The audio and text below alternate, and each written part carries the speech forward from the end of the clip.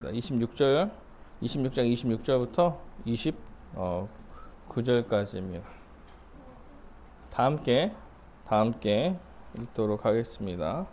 다 함께 읽겠습니다. 시작. 그들이 먹을 때에 예수께서 떡을 가지사 축복하시고 떼어 제자들에게 주시며 이르시되 받아서 먹으라, 이것은 내 몸이니라 하시고, 또 잔을 가지사 감사기도 하시고 그들에게 주시며 이르시되 너희가 다 이것을 마시라, 이것은 죄 사함을 얻게 하려고 많은 사람을 위하여 흘리는 바 나의 피 곧 언약의 피니라. 그러나 너희에게 이르노니 내가 포도나무에서 난 것을 이제부터 내 아버지의 나라에서 새 것으로 너희와 함께 마시는 날까지 마시지 아니하리라 하시니라. 아멘.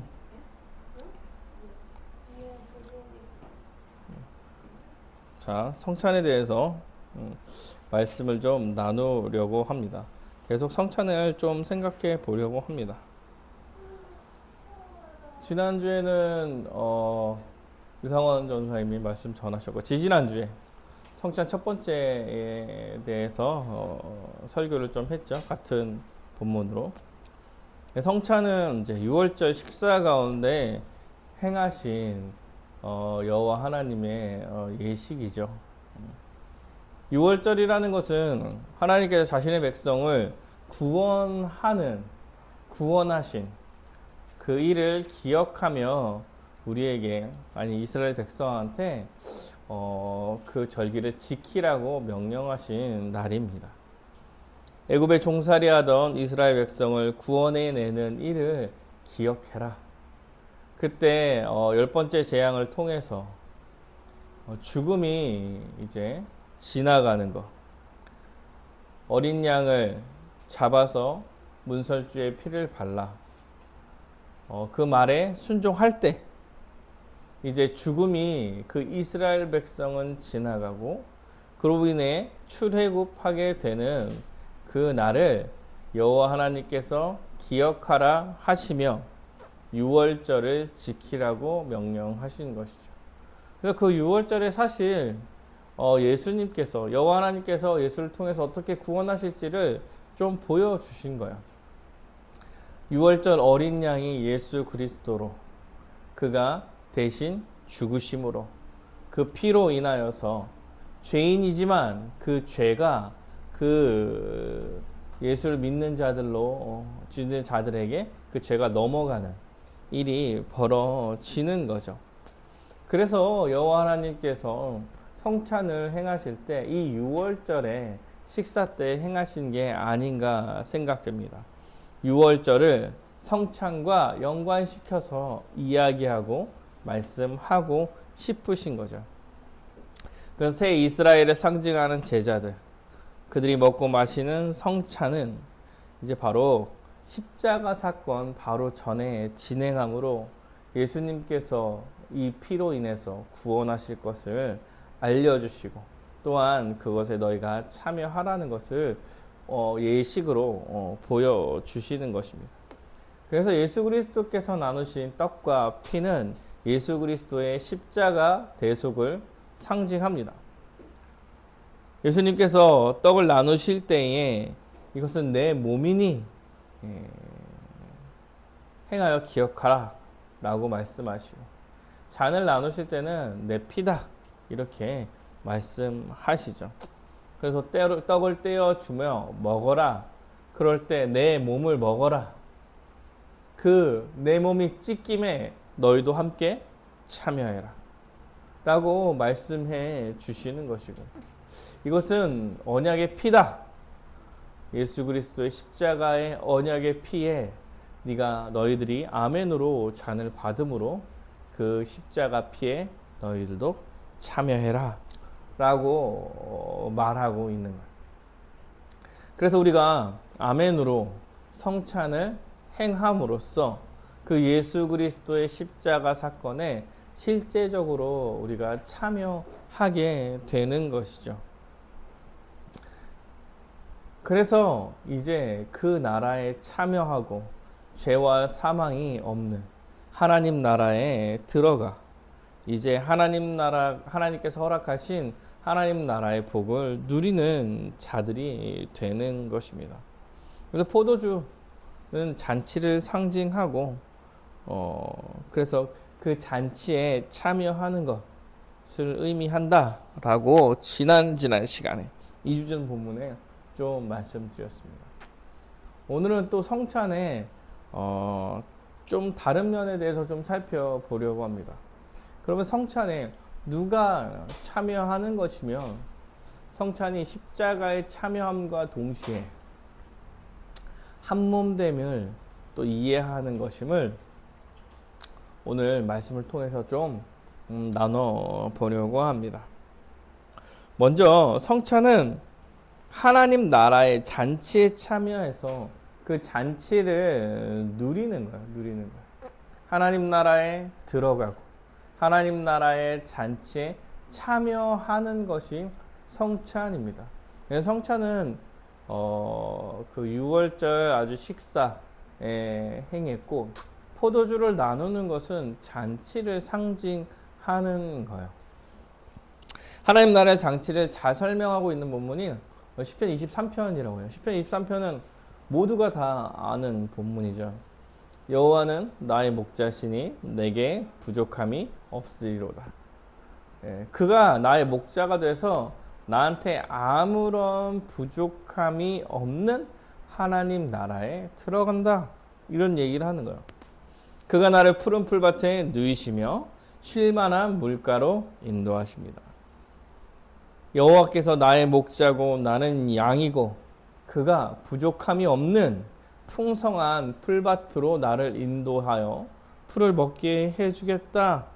나를 살려주시고 나를 키워주시고 내가 아주 풍족하게 해주겠다. 이렇게 말하는 것이죠.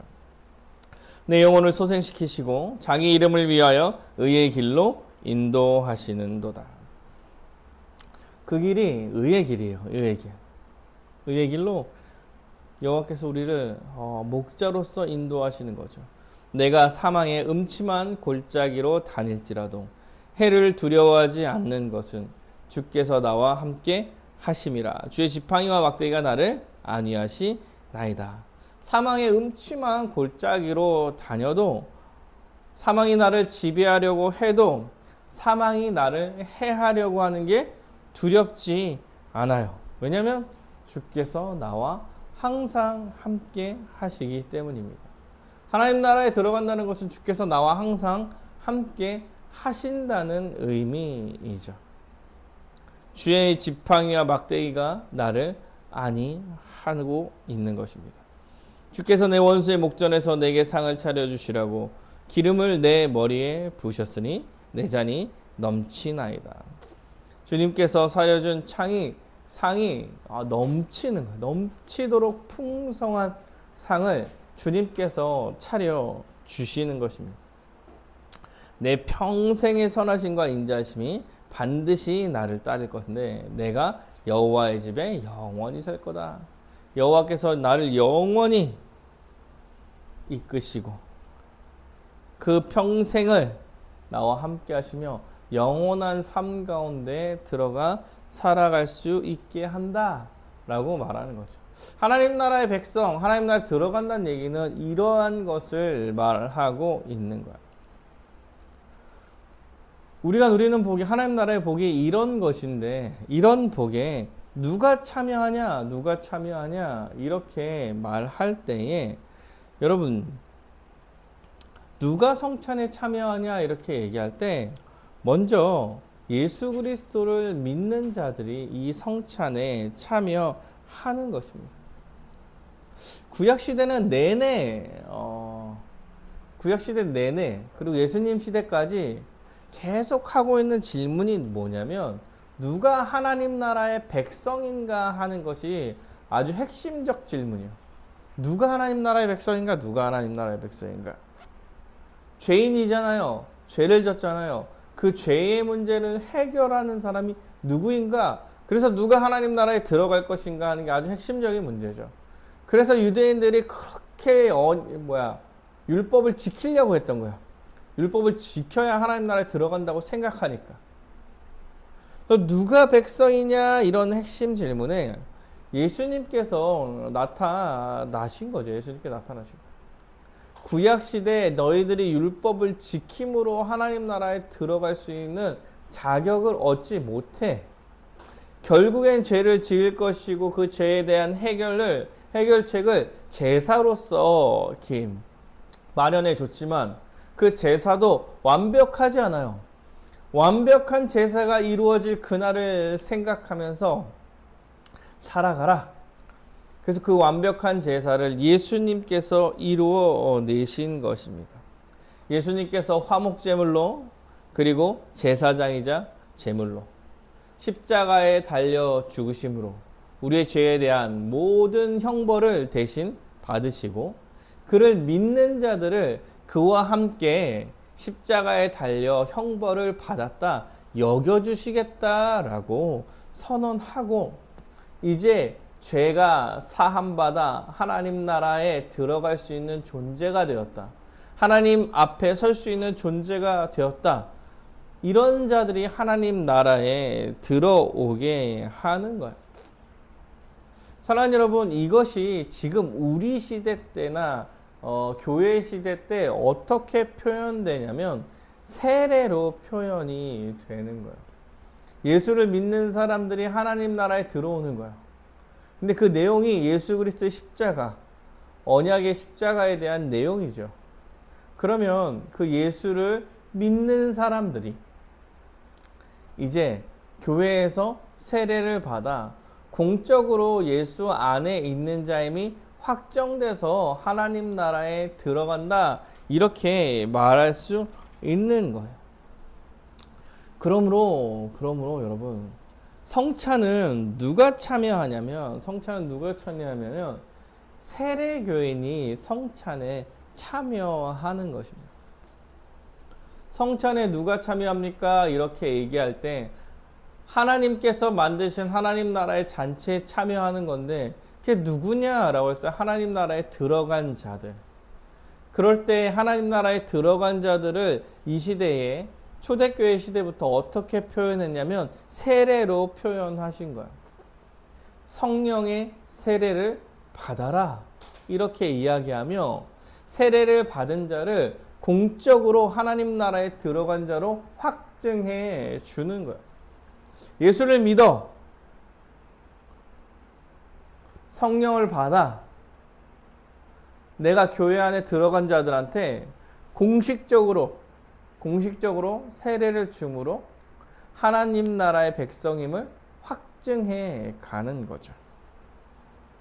그러므로 우리가 성찬은 누구한테 행했었냐 하면 이제 세례를 받은 사람들한테 성찬이 행해졌던 것입니다. 공적으로 이 사람은 신자야. 하나님 나라의 백성이야. 그럼으로써 성찬에 참여할 수 있는 자격이 주어지는 것입니다. 그런데 기본적으로 성찬이라는 것은 아무나 참여할 수 있는 것이 아니에요. 아무나 참여할 수 있는 것이 아니다. 처음부터 성찬이라는 것은 아무나 그냥 하고 싶어서 참여하는 게 아니었다고 말하는 거예요. 신자들만 참여하게 되는 거죠. 신자들만 참여하게 되는 거예요. 그걸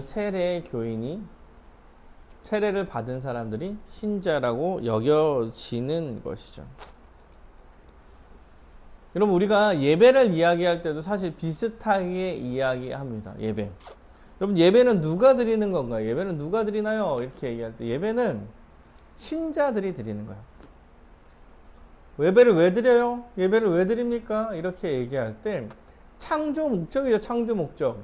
하나님과 함께 하나님께서 만드신 모든 세상의 것을 힘써 누리며 하나님께 감사하고 하나님을 높여드리는 찬양이 죄로 인하여서 타락했다가 예수를 믿어서 다시 회복됨으로써 이제 우리가 할 수 있는 게 여호와 하나님 앞에 찬양하는 거야. 예배는 누가 드립니까? 거듭난 신자가 예배를 드릴 수 있는 거예요.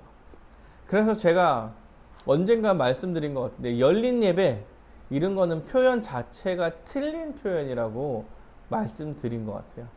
예배는 열려있지 않습니다. 열려있지 않아. 예배는 닫혀있는 거예요. 기본적으로. 왜?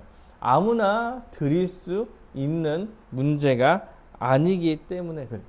부르심 받은 자들, 예수를 믿는 자들만이 예배를 할 수 있는 겁니다. 그래서 우리는 예배를 드린다, 이렇게 이제 드린다, 예배를 드린다. 하나님께 예배를 드립니다, 이렇게 얘기하는 거예요. 하나님 앞에 설 수 있는 자가 하나님을 높이고 하나님을 찬양한다, 이렇게 말하는 거예요. 그러니까 예배도 마찬가지죠. 여호와 하나님께서 부르시고 그 부르심 받은 자들이 이곳에서 하나님의 복을 누려가는 것이 예배의 한 일환인 거예요. 그래서 예배도 아무나 참여할 수 없어요. 예배도 아무나 참여할 수 없습니다. 근데 뭐 실제적으로 우리가 현실 가운데 주일 예배에 오면 드릴 수 있죠. 예배를 오면 드릴 수 있죠. 예배를 드릴 수 있어요. 그러나 그 예배를 여호와 하나님께서 받으시냐 안 받으시냐 다른 문제예요. 다른 문제. 그리고 뭐 신복음주의가 아주 팽배했을 때 그런 얘기를 많이 했죠. 아, 예배를 누가 언제 드리러 올지 모르니 아주 설교를 쉽게 하고 짧게 하고 막 이래야 된다, 이렇게 얘기하지만 사랑하는 여러분, 예배는 우리 교회 성도들을 위해서 함께 드리는 예배이기 때문에 누가 한 번 오고 방문하고 이런 사람들을 예상해서 예배를 드리는 것이 아닙니다. 그 사람이 왔는데 예배가 되게 어려워요. 뭐 말씀이 되게 어려워. 상관이 없어요. 왜? 예배는 우리 교회가 함께 하는 것이기 때문에 그래요. 그래서 예배를 준비함에 있어서 예배 준비는 새신자를 중심으로 예배를 하지 않습니다. 예배를 드린다고 할 때 이 예배는 세례교인을 중심으로 예배를 드리는 거예요. 성찬도 마찬가지죠. 성찬도 마찬가지예요. 성찬도 세례와 매우 밀접하게 연관되어 있기 때문에 이 예배를 함께 드리는 자들이 함께 성찬에 참여하는 거예요. 처음에 성찬은 지역들의 모임의 식사 시간에 성찬이 행해졌죠. 그런데 시간이 지나가면서 종교개혁자들이 시간을 지나가면서 그 성찬을 예배로 끌어오게 된 거예요. 예배 시간에 행하기 시작했어요. 그리고 성찬을 예배의 요소로 말할 만큼 중요하게 예배 안으로 들어오게 했죠. 그 이유는 누가 드리는 거냐에 초점이 있기 때문에 그래요.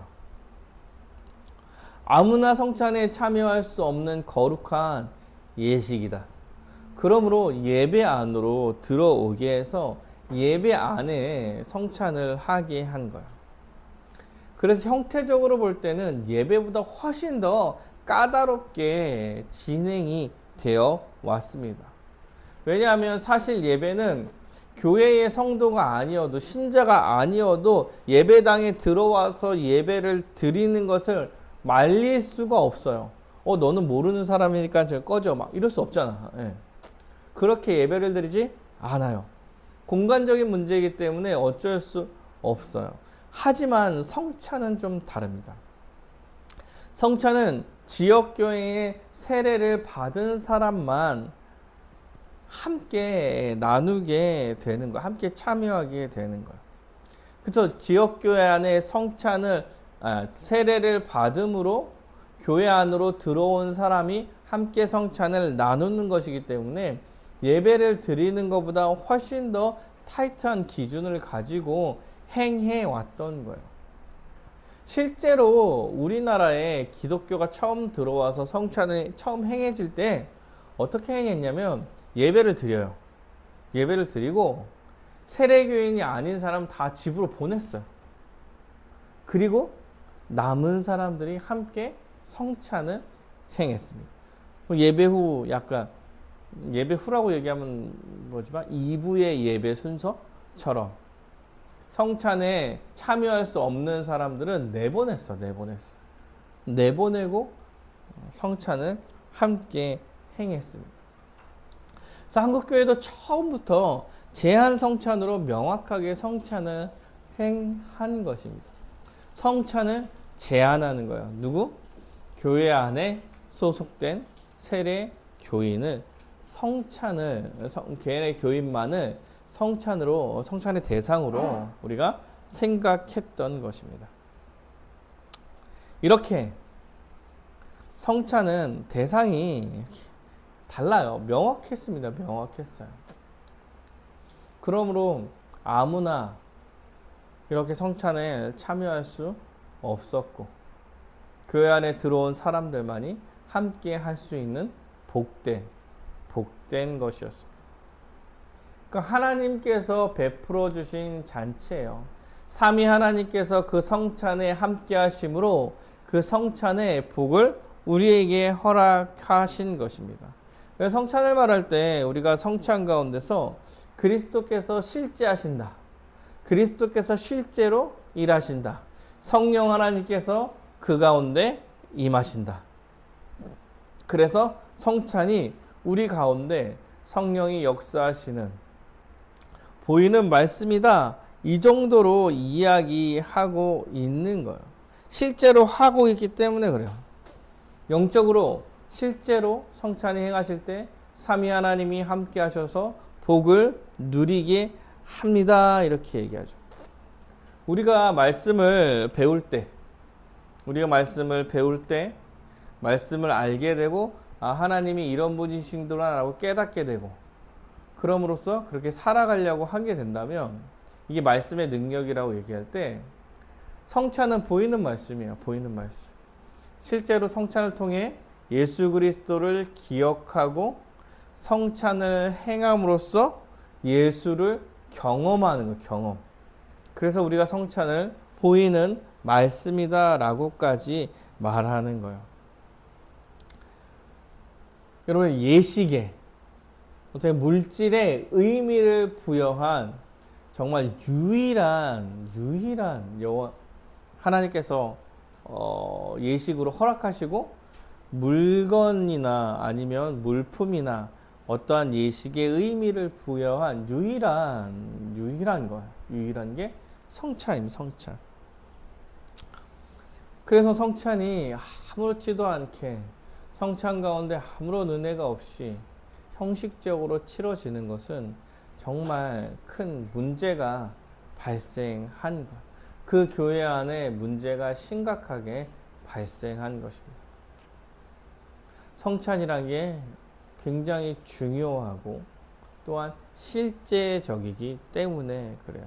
여러분 그리고 우리나라의 칠이 권징할 때 수찬정지라는 게 있어요. 수찬정지는 뭐예요? 함께 성찬에 참여하지 못하게 하는 거예요. 이 사람이 죄가 심각해서 함께 성찬에 참여하지 못하게 하는 게 권징이에요. 교회에서 내리는 벌 중에 하나라고 벌. 그리고 이 수찬정지는 아주 심각한 죄를 졌을 때 행해지는 벌입니다. 행해지는 벌이에요. 그러니까 성찬에 참여하지 못하는 게 아주 심각한 신앙의 아주 심각한 문제를 낳게 하는 거죠. 그래서 수찬정지를 하게 함으로써 자신의 죄를 뉘우치고 돌아보게 하는 거죠. 그만큼 교회 안의 성찬이 아주 중요합니다. 기억하시나요? 카톨릭은 화채설이고 찌빙글리는 상징설이고 칼빈은 영적 임재설이고 다음 주에 설명할게요. 실제로 우리한테 임하여서 우리는 영적 임재설로 성찬을 행하고 있는 거예요. 성찬이라는 것은 또한 풍성한 잔치를 누리는 것이다. 이렇게 표현할 수 있어요. 포도주는 제가 잔치를 상징한다고 말씀드렸습니다. 일상적으로 먹는 음료가 아니라 잔치 때 사용하는 음료예요. 그래서 그리고 그 요한복음의 그 물이 변하여 포도주가 된 사건은 그 가나안의 혼인잔치죠. 사실 혼인잔치를 이야기하려는 게 아니라 여호와 하나님께서 베푸신 그 잔치에 대한 이야기를 하려는 거예요. 왜 혼인잔치로 합니까? 혼인잔치가 가장 큰 잔치고 실제로 신랑 대신 예수 그리스도와 신부된 교회의 잔치를 표현하기 때문에 그 가나안의 혼인잔치의 첫 번째 기적을 행하시는 거예요. 그래서 성찬은 주님께서 베푸신 아주 기쁜 잔치입니다. 혼인잔치가 아주 기쁘죠. 혼인잔치는 아주 기쁜 일이죠. 장례가 아니죠.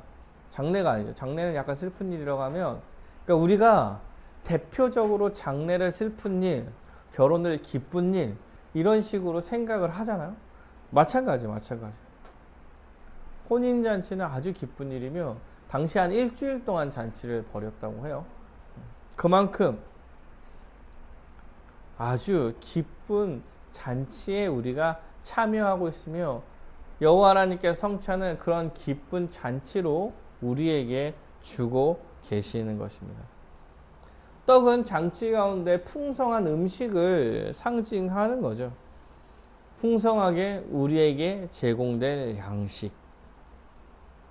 우리가 실제로 풍성하다, 아주 풍성하고 아주 행복하게 누린다 이렇게 얘기할 때 먹고 마시는 게 없으면 그런 거는 잔치로 보지 않아요. 우리의 삶도 마찬가지죠. 먹고 사는 문제가 생기면 잔치라고 여겨지지 않아요. 복된 삶이라고 여겨지지 않는 거야. 마찬가지죠.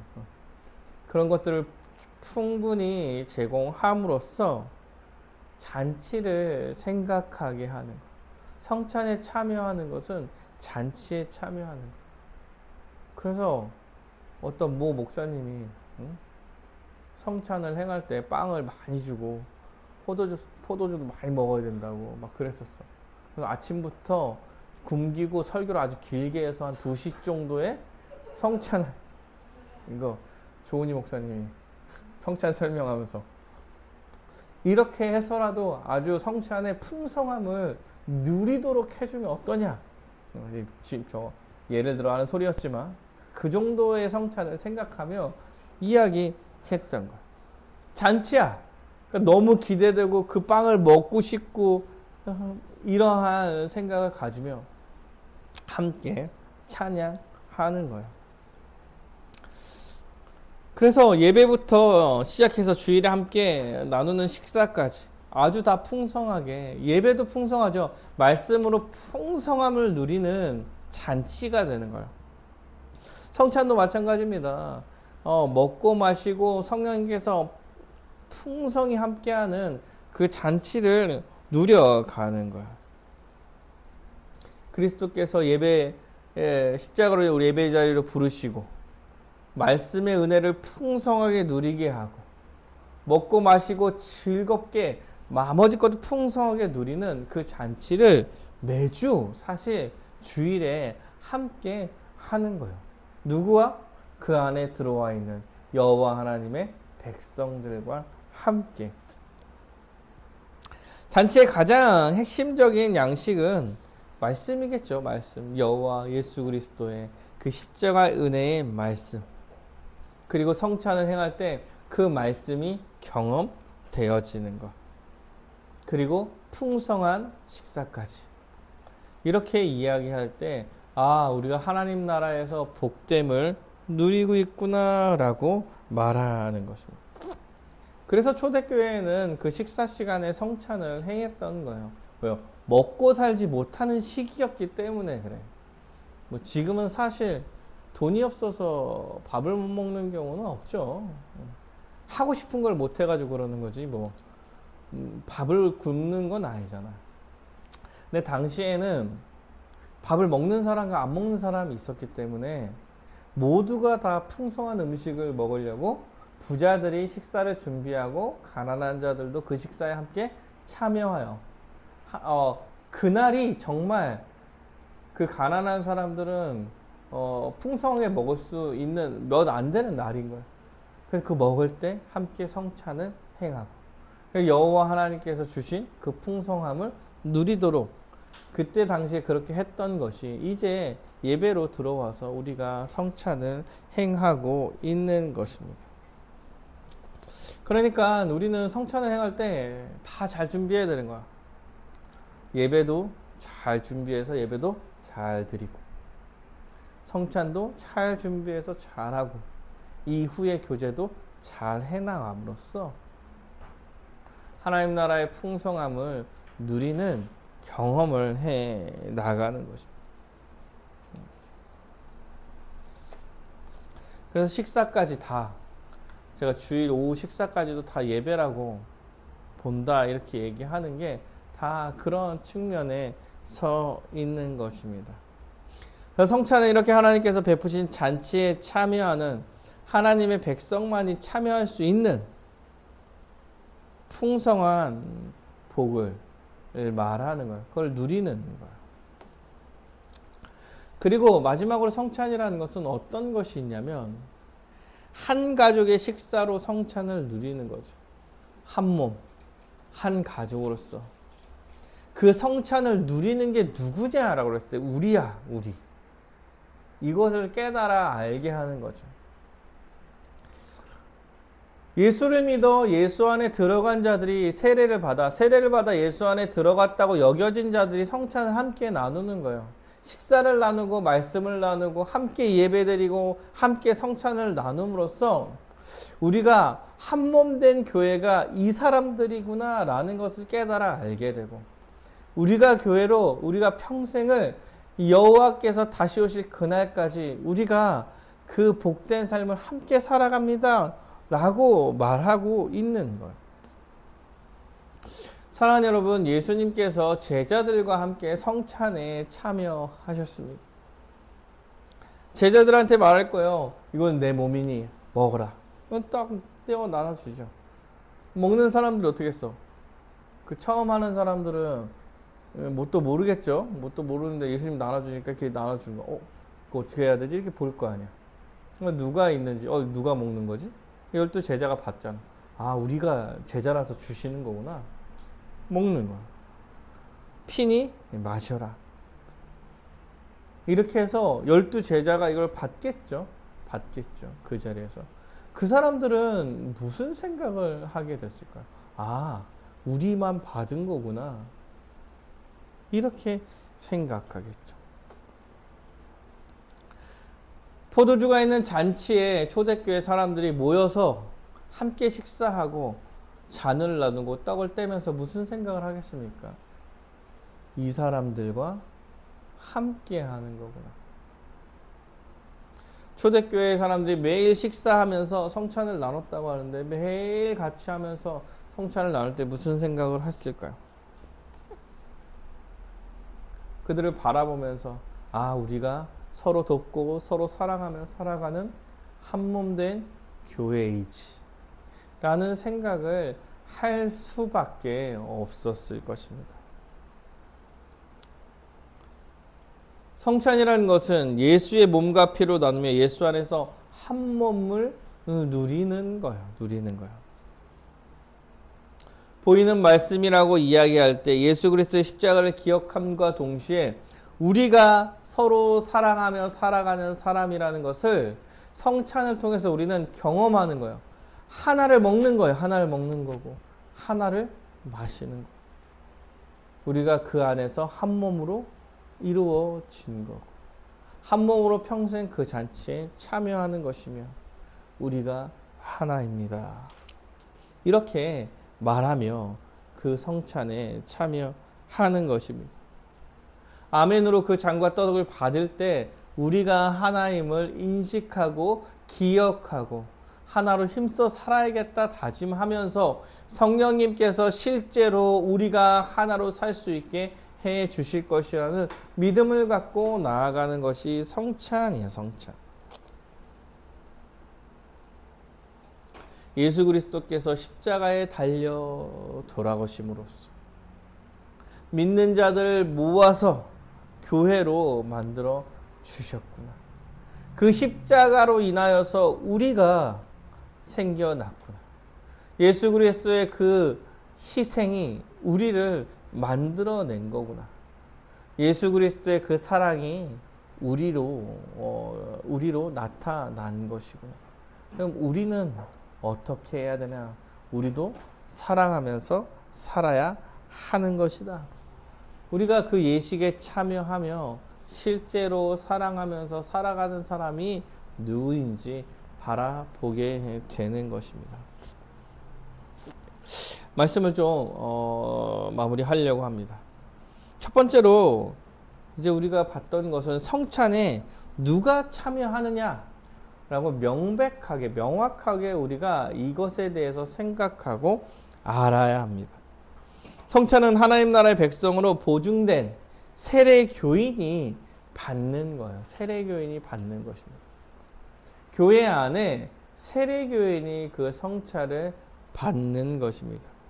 예수 그리스도를 주로 고백하고 그의 십자가 은혜로 죄사함을 받았음을 확신하고 그 믿음으로 세례를 받은 자들.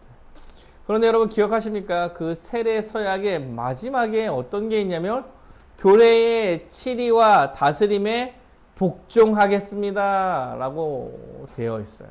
그것에 아멘하고 세례를 받은 사람들이 성찬에 참여하는 거예요. 즉, 어떠한 교회의 세례의 치리와 권징에 순종하겠다고 세례를 받은 사람이 성찬에 참여하는 것이기 때문에 지역교회에 속한 사람들이 성찬에 참여하는 거예요. 교회의 치리와 권징을 교회의 치리와 교회의 다스림에 순종하겠다 얘기하는 것은 교회 지역교회가 있다는 얘기야. 그러면 성찬은 그 지역교회에 들어가 있는 사람이 성찬에 참여할 수 있는 권리가 있다라고 말하고 있는 거예요. 그래서 세례 교인이 그 지역 교회에 세례라는 것이 세례를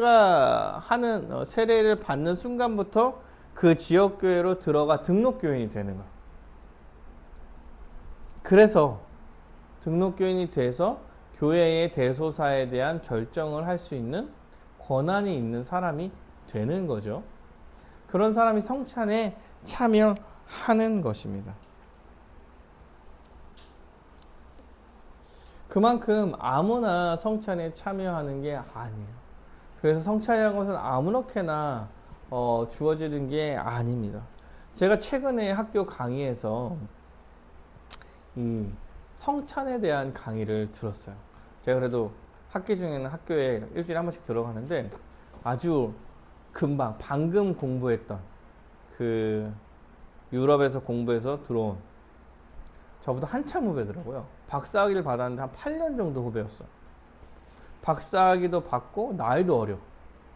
그다음에 성찬에 대해서 이렇게 강의를 했어요. 되게 좋았습니다. 되게 좋았어요. 되게 좋았는데 뭐 베테랑은 아니죠. 그래서 막 깔끔하게 강의를 잘하고 그러지는 않았어요. 그리고 위축돼 있어서 자신감이 없는 모습도 되게 많이 보이는 그냥 정말 따끈따끈한 이제 그 박사학위를 받아서 온 사람이었어. 근데 강의 내용은 굉장히 좋았어요. 근데 이제 그 강의를 듣고 어떤 전도사님이 질문을 했어요. 자기가 선교단체의 대표라고 하면서 질문했어요. 제가 학생 선교단체 어떤 선교단체의 대표입니다. 자기가 행사를 할 때 학교에서 행사를 할 때 같이 잔을 나누고 떡을 떼는 이벤트를 하며 성찬을 행합니다. 그럼 이렇게 하는 것은 안 되는 겁니까? 라고 질문을 했어요. 이벤트적으로 성찬을 행할 수 없는 것입니까? 그렇죠. 여러분, 베테랑 강사가 아니라고 얘기했죠. 무슨 질문을 해도 막 되게 버벅거리며 명확하게 대답을 못하는 것도 많았어요. 근데 이 부분에 대해서는 아주 명확하게 대답했습니다. 안 됩니다. 안 됩니다. 단체장으로 계시나요? 교제를 위해서 행사를 하는 거라면 다른 것을 하시죠. 라고 말하더군요. 성찬은 누가 참여할지가 명확하고 아주 신중하게 행하는 것입니다. 그러므로 지역 교회에 소속된 그 지역에서 성찬을 행하는 것이 맞습니다. 심지어 신대원에서 학생들과 교수님들이 함께 성찬을 행하는 것도 문제가 있습니다. 라고 명확하게 얘기를 했어요. 되게 자신감 없이 막 얘기하고 그랬는데 이 부분만큼은 굉장히 명확하게 얘기를 했어요. 이 하나만큼은. 그만큼 성찬이 아무나 참여하면 안 되는 것이라는 인식을 명확하게 가지고 있었기 때문에 그렇습니다. 사랑하는 여러분, 우리가 지금 주례원 서약식을 하고 한 지역교회에 등록하려고 준비하는 사람과 함께 성찬을 행하려고 합니다. 우리도 지금 주례원 서약식을 하고 성찬에 함께 참여하려고 해요. 세례교인과 교회의 등록교인이 경계가 애매해진 시대에 성찬에 대한 고민은 교회별로 정말 다 다르게 나타날 거예요. 그래서 교회에 등록하겠다는 의사를 가진 사람이 주례원에 들어와서 주례원 과정을 겪는 것이고, 교회에 들어와서 함께 하겠다는 의지를 가진 세례교인들에게 성찬을 함께 행함으로써 한 교회임을 함께 누려야겠다라는 생각을 가져서 주례원과도 함께 성찬을 하려고 지금 생각하며 결정하는 상황인 것입니다. 다른 교회는 안 그럴 수도 있어요. 정해야 될 때만 할 수도 있겠지만 고민이 많았던 것 같아요. 제가 함께 성찬에 참여하고 한 몸인 교회를 함께 경험하고, 그리고 교회로 살아가려고 힘써 살아가려고 들어오는 것이기 때문에 이런 결정을 해서 하는 것입니다. 지난주에 주례원 서약식을 하지 않는 것이 아는 것이 약간 다행이라고 지금 생각되는데, 왜냐하면 그 성찬이 무엇인지 좀 알고 참여하면 더 낫지 않을까 생각했기 때문에 그렇습니다. 그럼에도 불구하고 자신이 성찬의 대상이 되지 않는다고 생각하면 여러분 안 하셔도 돼요. 주례원 서약을 한 후에도 본인의 결정에 아니라고 생각하면 안 하셔도 됩니다. 우리가 성찬을 함께 행하려는 이유는 세례를 받은 사람이고 교회에 들어오려고 힘쓰려는 사람이기 때문에 함께 하려고 하는 거예요. 그럼에도 불구하고 들어와 있지 않습니다. 그래서 저는 안 하겠습니다. 라고 하면 안 받으셔도 됩니다. 안 받으셔도 돼요. 그런 성찬이 이런 것이다. 이러한 의미가 있기 때문에 함께 행하려고 하는 거다라는 것을 명확하게 기억하셨으면 좋을 것 같습니다. 정회원들도 마찬가지입니다. 성찬을 행할 때 한 몸 된 교회임을 더욱 명확하게 생각하며 성찬에 참여하시길 바랍니다. 한 달에 한 번 너무 자주 하니까 이게 형식화되어가는 성찬이 아니기를 기도합니다. 그리고 또한 성찬을 행할 때 우리 기쁘게 좀 행했으면 좋겠다라는 생각을 합니다. 한국교회 성찬은 여러분 보통 그렇죠. 흰 장갑에 가운 입고 장로님이나 목사님이 아주 약간은 우울한 피아노나 오르간 반주의 아주 슬픈 분위기에서 예수 그리스도의 죽음에 초점을 맞춰서 성경 구절을 읽고 그 성찬을 받을 때 눈 감고 눈물 흘리면 거룩해 보이는 그런 강박 악관념에 빠져서 성찬을 행하지 않았으면 좋겠어요. 눈물을 많이 흘리면 눈물 많이 흘리고 막 그 성찬 때 떡을 나누고 잔을 마시면 정말 마치 은혜를 많이 받은 신자인 것처럼 생각하는데, 사랑하는 여러분, 예수 그리스도의 십자가를 기억하는 것이기도 하지만 잔치에 참여하는 우리이기도 합니다. 성찬은 기본적으로 눈을 뜨고 옆에 사람들을 바라보며 이 성찬에 함께 참여하는 사람들이 누구인지 확인해야 하는 거예요. 그래서 성찬을 행할 때 보통 성찬을 받을 대상자들은 일어나서 이 사람들이 지금 교회 안에 함께 성찬을 받는 사람들이구나 라는 것을 서로 바라보고 인생을 함께 살아갈 사람들이다 라는 것을 기억하고 함께 나누는 거예요.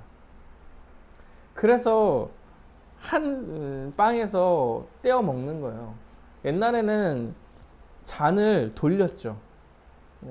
옛날엔 성찬할 때 이만한 큰 잔에 그 포도주를 넣고 돌아가면서 마시는 거예요. 위생적으로 문제가 돼서 그만하는 거예요. 그런 게 다들 입을 넣으니까. 그 정도로 함께 하는 겁니다. 함께 누리고 함께 기쁨의 잔치에 참여하는 것임을 기억했으면 좋겠어요. 그렇다고 너무 장난식으로 하자는 얘기가 아니야. 거룩한 행사죠. 거룩한 주 예수 그리스도의 십자가를 기억한 거룩한, 그러나 그 십자가로 인하여 우리에게 주어진 교회와 한몸됨을 기억해서 살아갔으면 좋겠습니다. 그래서 평생 함께할 형제가 누군지, 자매가 누군지, 그리고 이게 기쁨의 잔치임을 기억하며 성찬에 참여하시는 여러분이 되시기를 간절히 바라겠습니다.